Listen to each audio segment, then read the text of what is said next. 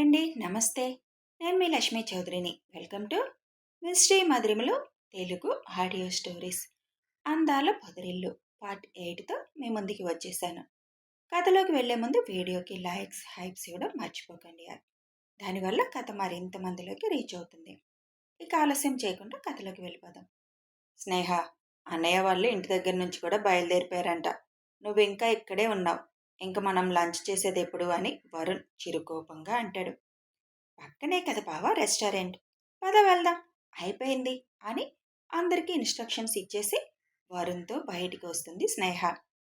నేనొచ్చి గంట అయింది, ఉదయం చెప్పినా కూడా అప్పటి నుంచి నన్ను వెయిట్ చేస్తూనే ఉన్నావు అని వరుణ్ రెస్టారెంట్లో కూర్చుంటూ అంటాడు. చెప్పాను కదా బావా, కొత్త ఆర్డర్ వచ్చిందని. దానికి సంబంధించిన క్లాత్ మొత్తం సెలెక్ట్ చేసుకోవాలి కదా.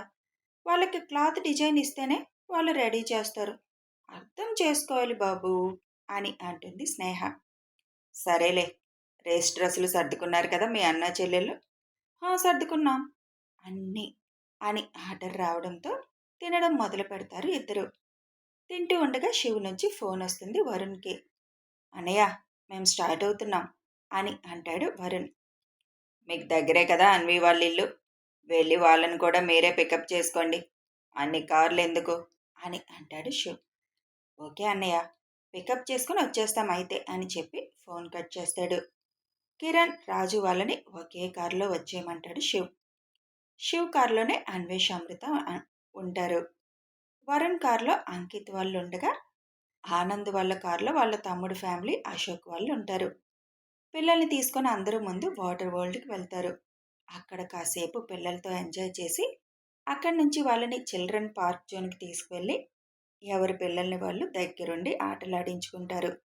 సాయంత్రం వరకు పిల్లలతో ఫుల్గా ఎంజాయ్ చేసేసి ఫామ్ హౌస్ బాట పడతారు అందరూ.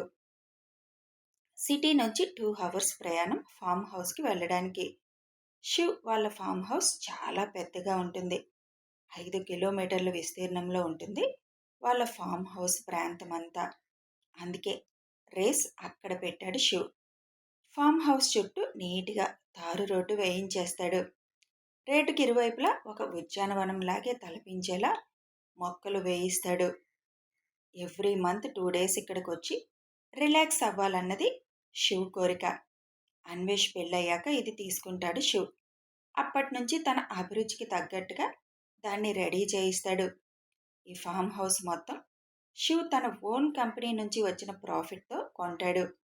ఐషుకి ఇలాంటి వాతావరణం అంటే ఇష్టమని తనకి బహుమతిగా కొంటాడు. లాస్ట్ మంత్ వాళ్ళ మ్యారేజ్ డే అప్పుడు ఈ ఫామ్ హౌస్ ఓపెనింగ్ జరుగుతుంది. కార్ రేసుకు కూడా అనుకూలంగా ఉండేలా ఫామ్ హౌస్ చుట్టూరా విశాలమైన రోడ్లు వేయిస్తాడు శివ్. ఇక్కడైతే ప్రైవసీకి ఇబ్బంది ఉండదని, ఎవరికి ఆన్సర్ చేయాల్సిన అవసరం కూడా ఉండదని, ఎప్పుడైనా సరదాగా రేసులు ఇక్కడే పెట్టుకోవాలని డిసైడ్ అయిపోతాడు శివ్.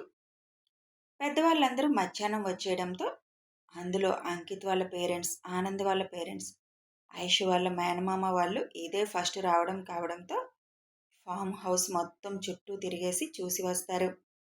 చాలా బాగుంది, ఇంత పెద్ద ఫామ్ హౌస్ బహుశా మీదే అయ్యి ఉంటుంది అని బలరాం గారు అంటే, ఇది మా పెద్ద అబ్బాయి కొనుక్కున్నది, తన స్వకష్టంతో సంపాదించిన డబ్బుతో, మనది అని అంటాడు కానీ వాడిది అనడమే మాకు సంతృప్తిగా ఉంటుంది అని అంటారు రావు గారు. ఆ మాట కనుక వింటే ఇలా సపరేట్ చేసి మాట్లాడితే పెద్ద గోల చేసేస్తాడు అని అంటారు అనురాధ గారు.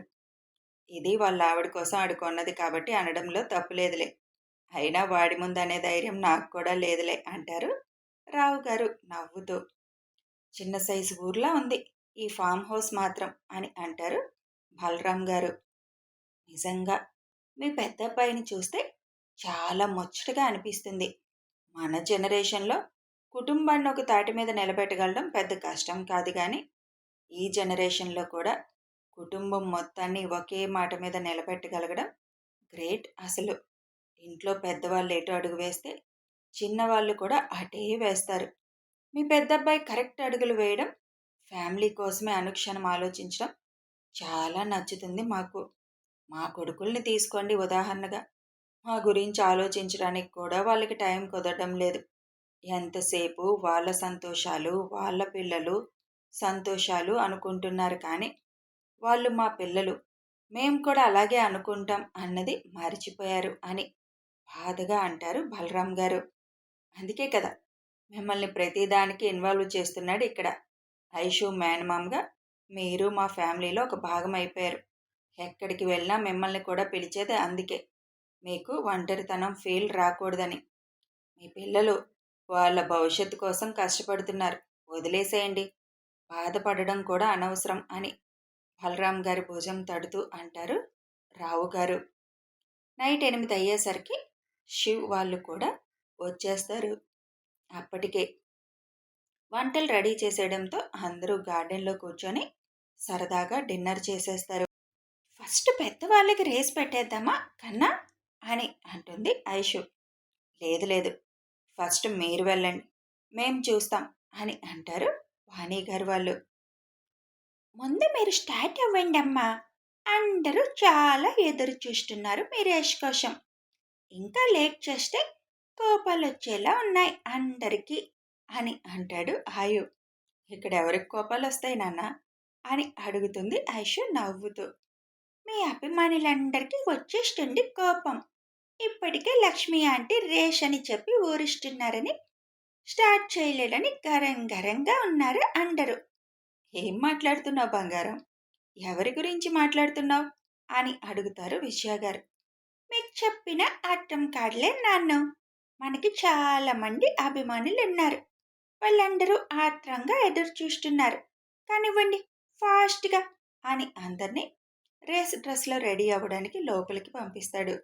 అభిమానులు అని అనగానే ఇన్స్టాలో పోస్టులు పెడతారు కదా, అదే అనుకొని లైట్ తీసుకుంటారు పెద్దవాళ్ళు. అందరూ రెడీ అయి రాగానే అప్పటికే బైక్స్ రోడ్డు మీద రెడీగా పెట్టి ఉంచడంతో ఎవరి బైక్స్ మీద వాళ్ళు సెటిల్ అవుతారు. ఐషు బైక్ మీద ఆయు ఎక్కుతాడు. ఆశి శివ్ బైక్ ఎక్కి కూర్చొని, నాన్న ఈసారి నువ్వు అమ్మ కోసం స్పీడ్ తగ్గిస్తే ఒప్పుకోను అని అంటుంది. నేనెప్పుడు స్పీడ్ తగ్గించాను బంగారం? మీ అమ్మ బైక్ని పాము మెలికి తిరిపినట్టు తిప్పుతుంది. అందులో మీ అమ్మ నెంబర్ 1లే. దాన్ని మనం బీట్ చేయలేం అని అంటాడు శివ్. నువ్వనుకుంటే చేయొచ్చు కానీ చెయ్యవు. ఓకేలే, ఇది జస్ట్ ఫన్ కోసమే కాబట్టి సరదాగా వెళ్దాం అంటుంది. కిరణ్ బైక్ మీద హన్సిక ఎక్కుతుంది. హర్షిత్ బైక్ శ్రావణి తీసుకుంటుంది ఈసారి. ఇంతవరకు ఎప్పుడూ పార్టిసిపేట్ చేయలేదు. ఎప్పుడూ కిరణ్ బైక్ మీద ఎక్కేది. కానీ సరదాగా ఈసారి ట్రై చేద్దామని తను కూడా పార్టిసిపేట్ చేస్తుంది. స్నేహ శ్రావణి ఒకేసారి బైక్ డ్రైవింగ్ నేర్చుకుంటారు. స్నేహ కూడా ఈసారి పోటీలో పార్టిసిపేట్ చేస్తుంది. శ్రీ బుద్ధిగా ఆనంద్ బైక్ మీద సెటిల్ అవుతుంది. అన్వి కొడుకు ఇంకా చిన్నవాడు అవడంతో వాడిని పెద్దవాళ్ళకి అప్పగించి అన్వి అంకిత్ చెరొక బైక్ మీద సెటిల్ అవుతారు. అన్వి ఫస్ట్ నుంచి పార్టిసిపేట్ చేస్తుంది. తనకి బాగా ఇష్టం కాబట్టి. అశ్రు ఫస్ట్ టైం నేను కూడా ఎక్కుతానని గోల్ చేయడంతో వాడికి కూడా ముందు జాగ్రత్తగా కొన్న డ్రెస్సును వేసి అన్వేష్ బైక్ మీద ఎక్కిస్తారు. శ్రీహిత్ సింగిల్గానే ఉన్నాడు. బైక్ ఎలా తిప్పినా పిల్లలు భయపడకుండా కంగారు పడకుండా ఉండాలని పిల్లలకి పెద్దవాళ్ళకి కలిపి బెల్ట్ వేసేలా ప్లాన్ చేస్తాడు శివ్. ఇక వాళ్ళు పట్టుకోకపోయినా కిందకి జారరు పడరు అని. అందుకే అశ్రుని కూడా భయం లేకుండా బైక్ ఎక్కించేస్తారు. అందరూ టెర్రస్ మీదకి వెళ్ళిపోండి, అక్కడైతే రౌండ్గా మేము ఎటు వెళ్ళినా చూడొచ్చు మీరు అని ప్రేక్షక పాత్ర వహించే వాళ్ళందరినీ పైకి పంపించేస్తారు.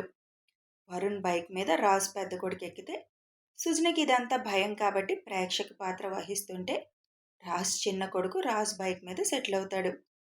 ఆనంద్ తమ్ముడు అశోక్ బైక్ మీద అతని కూతురు ప్రత్యూష కూర్చుంటే అతని వైఫ్ కూడా భయం వల్ల ప్రేక్షక పాత్ర వహిస్తుంది. ప్రేక్షక పాత్ర వహించే వాళ్ళందరూ టెర్రస్ మీదకు వెళ్ళిపోగానే నాయక్ కౌంట్ డౌన్ స్టార్ట్ చేస్తాడు. ఫామ్ హౌస్ చుట్టూతా 3 రౌండ్లు వేయాలి. 3 రౌండ్ల తర్వాత ఎవరు ఫస్ట్ వస్తారో వాళ్ళే విన్నర్ అని ముందే నిర్ణయించడంతో నాయక్ కౌంట్ డౌన్ స్టార్ట్ చేయగానే అందరూ స్టడీలోకి వచ్చేస్తారు. నాయక్ 1, 2, 3 రెడీ అనగానే బైక్స్ రాకెట్ల వేగంతో ముందుకు దూసుకుపోతాయి.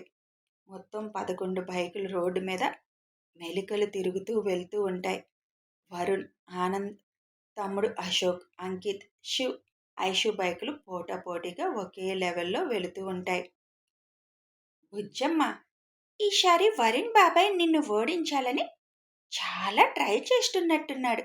నువ్వు అస్సలు ఛాన్స్ ఇవ్వద్దు అంటాడు ఆయు. ఒక రౌండ్ పూర్తయిపోతుంది. అదయ్యేసరికి ఆ స్పీడ్ అందుకోలేక శ్రావణి డ్రాప్ అయిపోతుంది. తను కూడా టెర్రస్ మీదకి వెళ్ళిపోతుంది. అందరి బైకుల మధ్యలో నుంచి మెలికలు తిప్పుకుంటూ ఐషు వెళ్తున్న తీరు చూసి అసలు మన ఐషుయేనా అన్నట్లుగా పెద్దవాళ్ళందరూ చూస్తున్నారు. అమెరికా వెళ్ళినప్పుడు కార్ రేస్ చూశారు కానీ బైక్ రేస్ మాత్రం చూడటం ఇదే ఫస్ట్ టైం. ఇప్పటి వరకు చిన్నవాళ్ళు రేస్కు వెళ్ళడం, అందులో ఐషు గెలిచిందని చెప్పడం మాత్రమే వాళ్ళకి తెలుసు. కానీ చూస్తుంది మాత్రం ఇదే మొదటిసారి. ఐషు బైక్ డ్రైవింగ్ చూసి అందరికీ ఆశ్చర్యం అనిపిస్తుంది. ఐషులో ఈ టాలెంట్ కూడా ఉందని కొంతమందికి ఇప్పుడే తెలుస్తుంది. కావాలని అందరి బైకులు ముందుకు వెళ్ళేదాకా స్లోగా ఉండడం, వెంటనే ఆ బైకుల మధ్యలో నుంచి మెలికలు తిరుగుతూ ఆ బైక్స్ని క్రాస్ చేస్తూ వాళ్ళని కవ్వించడం ఐషు చేస్తున్న విన్యాసాలు. రెండో రౌండ్ అయ్యేసరికి స్నేహ కూడా డ్రాప్ అయిపోవడంతో వరుణ్ తన బైక్ మీద ఉన్న రాజ్ కొడుకుని అంకిత్ బైక్ మీదకి షిఫ్ట్ చేసి స్నేహని ఎక్కించుకుంటాడు. ఒక్క నిమిషం గ్యాప్లో మిగిలిన బైకులు ముందుకు దూసుకొని వెళ్ళిపోతాయి. ఫాస్ట్ బావా, ఫాస్ట్! ఈసారి అక్కను బీట్ చేయగలమా మనం అని అంటుంది స్నేహ. నేను కూడా అదే ట్రై చేస్తున్నా, చూద్దాం అని ఫాస్ట్ పెంచుతాడు వరుణ్. థర్డ్ రౌండ్ వచ్చేసరికి అందరూ వేగాన్ని పెంచుతారు. కిరణ్కి కూడా అమెరికా రోడ్ల మీద అలవాటు ఎక్కువ ఉండడంతో శివ్ వాళ్ళకి ధీటుగానే బైక్ని పోనిస్తున్నాడు. అమృత మాత్రం నోరు తెరిచి రేస్ మొత్తాన్ని చూస్తుంది. పెళ్ళయ్యాక ఒకసారి కార్ రేస్ పెట్టారు కానీ బైక్ రేస్ పెట్టుకుందామన్న టైంకి తను ప్రెగ్నెంట్ అవడం పోస్ట్ పోన్ అయిపోయింది. ఐషు డ్రైవింగ్ ఇంతవరకు తను చూడలేదు. ఐషు చేస్తున్న విన్యాసాలన్నీ చూసి చిన్నగా టెర్రస్ మీద ఎగురుతూనే ఉంది. అసలు అక్క ఎందులో తగ్గుతుందని లేదు కదా, ఎందులో అయినా నెంబర్ వన్గా దూసుకుపోతుంది అని ఆనందంగా అంటుంది అమృత. ఇంకొక కిలోమీటర్ డిస్టెన్స్ ఉండేసరికి పోటీలో ఐషు, శివ్, అంకిత్, కిరణ్, వరుణ్, అశోక్, శ్రీహిత్ ఉంటారు. అన్వేష్, అన్వి, ఆనంద్, రాజ్ వెనకబడిపోతారు. ఒక దగ్గర కరువు తిప్పుతుండగా ఐషు బైక్ టైర్ కొద్దిగా స్కిడ్ అయి బైక్ కిందకి ఒరుగుతుంది. పూర్తిగా రోడ్డుకి టచ్ అయితే వాళ్ళు వస్తున్న స్పీడ్కి ఆగకుండా ముందుకి లాక్కు వెళ్ళిపోతుంది. దానివల్ల ఐషుకి, ఆయుకి ఇద్దరికి గాయాలయ్యే అవకాశం మెండుగా ఉంటుంది. ఎప్పుడైతే బండి ఒరిగిందో మోకాలితో ఒక చేయితో బండి పూర్తిగా రోడ్డుని తాకకుండా బ్యాలెన్స్ చేసి ఆపుతుంది ఐషు. అలా ఆపడం వల్ల చెయ్యి బెనికి కాలుకు కూడా దెబ్బ తగిలే అవకాశాలు ఎక్కువ ఉంటాయి. అయ్యో నాన్న, నువ్వు చేతులు కిందకి పెట్టొద్దు, నన్నే పట్టుకొని ఉండు, నీకేం భయం లేదు అని చెప్తూ తను బ్యాలెన్స్ చేస్తుంది ఐషు. నాకేం భయం లేదు బుజ్జమ్మ, నువ్వు జాగ్రత్త, చెయ్యి కిందకి పెట్టావు, చెయ్యి జాగ్రత్తగా చూసుకో అని అంటాడు ఆయు. అదంతా చూసిన షు బుజ్జి అంటూ బైక్ ఆపబోతుంటే నో కన్నా, కంటిన్యూ, ఐఆమ్ ఓకే అని అంటుంది. మిగతా వాళ్ళు కూడా ఆపాలని చూస్తున్నా వద్దని సైగ చేయడంతో వాళ్ళు ముందుకు వెళ్ళిపోతారు. గో కన్నా, ఐఆమ్ ఫైన్, నేనే గెలుస్తాను, మీ వెనకే వస్తాను అని అరుస్తూ చెబుతుంది ఐషు. ఓటమి ఒప్పుకోదని తెలిసిన షు తను బ్యాలెన్స్ చేసుకున్న విధానం కూడా చూసి చిన్నగా స్మైల్ చేస్తూ ఓకే, ఆల్ ద బెస్ట్ అని చెబుతూ తన బైక్ని ముందుకి పోనిస్తాడు. చూస్తున్న ప్రేక్షకులు మొత్తం అయ్యో అక్క అని ఒకళ్ళంటే అయ్యో ఐషు అని ఒకరు, అందరూ ఐషు మీద దృష్టి నిలిపేస్తారు. బైకు కిందకి పడకుండా అలాగే ఆపి ఆయుకి తనకి ఉన్న బెల్ట్ తప్పించి ఆయుని దిగమని రెండో కాలు కూడా బైక్ మీద నుంచి తీసి బ్యాలెన్స్ చేసిన మోకాల్ని నెమ్మదిగా పైకని పాదం భూమి మీద నిలిపి తను బ్యాలెన్స్ చేసుకున్న చెయ్యి తీసి బైక్ హ్యాండిల్ మీద పెట్టి తన ఫోర్స్ అంతా ఉపయోగించి తనతో పాటు బైక్ని కూడా లేపి సరిగ్గా నిలబెట్టి తనెక్కి ఆయుని ఎక్కమని అంటుంది. ఇదంతా కొన్ని సెకండ్లోనే చేస్తుంది ఐషు. సూపర్ బుజ్జమ్మ, నువ్వు సూపర్ ఉమెన్వి అని అంటాడు ఆయు నవ్వుతూ. అప్పటికే బైక్లన్నీ చాలా వరకు ముందుకు దూసుకు వెళ్ళిపోతాయి. కరెక్ట్గా 2 నిమిషాల్లో టార్గెట్ రీచ్ అయిపోయే స్టేజ్లో ఉన్న బైకుల్ని తను ఇప్పుడు దాటాలి. Target kilometer. బైక్స్ అన్నీ ఆల్రెడీ 6 కిలోమీటర్ డిస్టెన్స్లోకి వెళ్ళిపోయాయి. ఈసారి నాన్న గెలుస్తారు బుజ్జమ్మ. మనం కొద్దిగా వెనకబడిపోయాం అంటాడు ఆయు. నో బంగారం, మనమే గెలుస్తాం. ఎలా బుజ్జమ్మ? అందరూ చాలా ముందుకు వెళ్ళిపోయారు. మనకి కనిపించడం లేదు కూడా. బెల్ట్ పెట్టే టైం కూడా లేకపోవడంతో గట్టిగా పట్టుకో బంగారం అని చెప్పి బైక్ని ముందుకి దూకిస్తుంది ఐషు. కథ కొనసాగుతుంది. మరి ఐషు గెలుస్తుందా? వాళ్ళందరినీ తప్పించుకొని రేస్లో ముందుంటుందా? తెలియాలి అంటే ఫాలో అయిపోండి.